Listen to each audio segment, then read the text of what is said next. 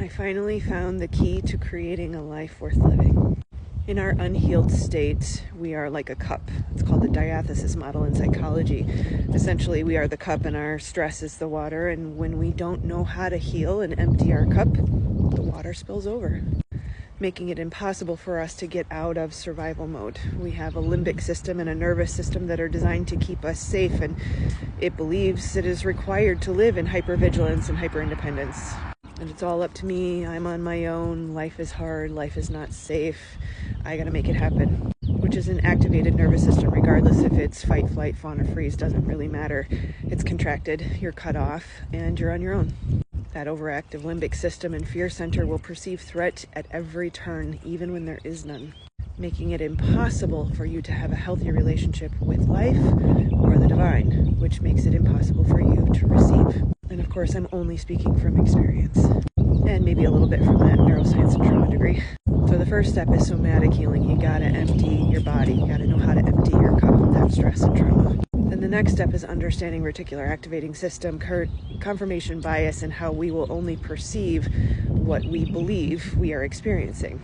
Further affirming those beliefs that life is hard, life is difficult, I'm all on my own, it's all up to me. So the key is when you can start to recognize that you are powerful, you get to tell your brain and body what you see and what you experience. You start to call it in. You say, no, my life is easy. Life is serving me. Life is working for me all the time.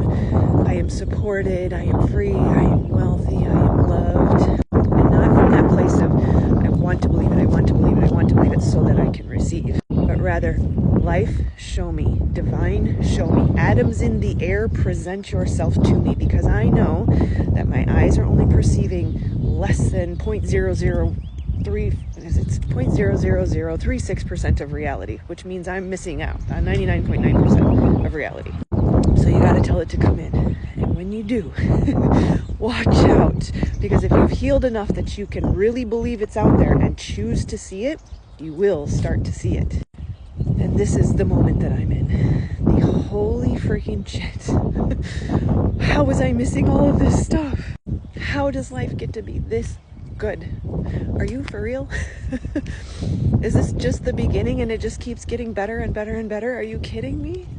All of the times that I was supported, that the divine was showing up for me, that random money was showing up, or checks in the mail, or people helping me, and I somehow overlooked that because my survival brain was focused on where's the next problem.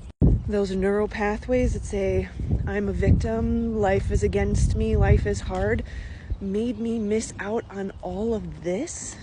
There's so many phrases that we say that we don't fully understand, like everything you need is within you, or love is not supposed to be hard, or life is working for you and not against you, or the biggest one is it is better to give than receive. Those all sound nice, but if you don't know what it means, if you don't feel it in your body, you're not able to really leverage the instructions that we have been given. My kids go to a Christian school for about another 2 weeks before we move, and they were playing a song this morning, Jericho Walls Coming Down. All of my enemies have been defeated. And you know why? Do you know why those Jericho walls fell down? Because they marched around the city praising the Creator for 7 laps, I think it was. Which sounds silly. I was like, why would the walls crumble down? But if you understand awe and gratitude, this is where I'm going with this.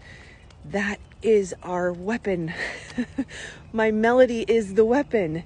It doesn't even have to be a song. It's the song of your body when you're like, holy crap, the awe of, oh my gosh, life gets to be amazing. Life is amazing. Life is freaking cool. Are you kidding me? I get to create the desires of my heart. I get to realize every dream that I've ever dreamt as soon as I learn how to play the game called life. That's what they were doing when they walked around those walls.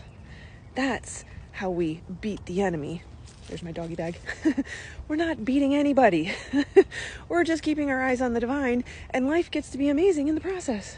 So step 1, heal your trauma so that you can stop seeing problems and start seeing gifts. That takes you out of the taking energy and puts you in the giving energy. Because if I'm in survival mode, I got to protect me, and I'm trying to feed me, and I'm not sharing with anybody, and I'm certainly not giving.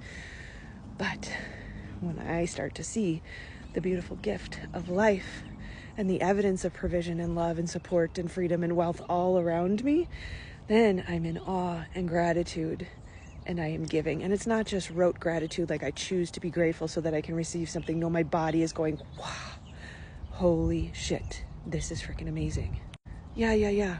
Nervous system regulation, it's amazing. We all know we need it, but you gotta get at the root cause of the thing that causes you to be dysregulated. Otherwise, you're gonna keep coming back to that survival mode, and you will never be able to be just so open that you are melted in awe of the divine creation that is your life, that is an amazing gift. And when you can see that, when you start just saying thank you over and over and over at a cellular level, you are feeding the divine, creating that reciprocating energy loop, which then of course ends up feeding you.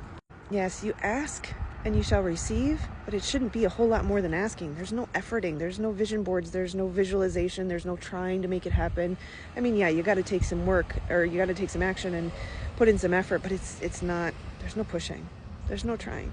And that could cause some confusion, because in the beginning, you do have to try. You have to try to face the traumas. You have to show up to the session. You have to look at the shadows.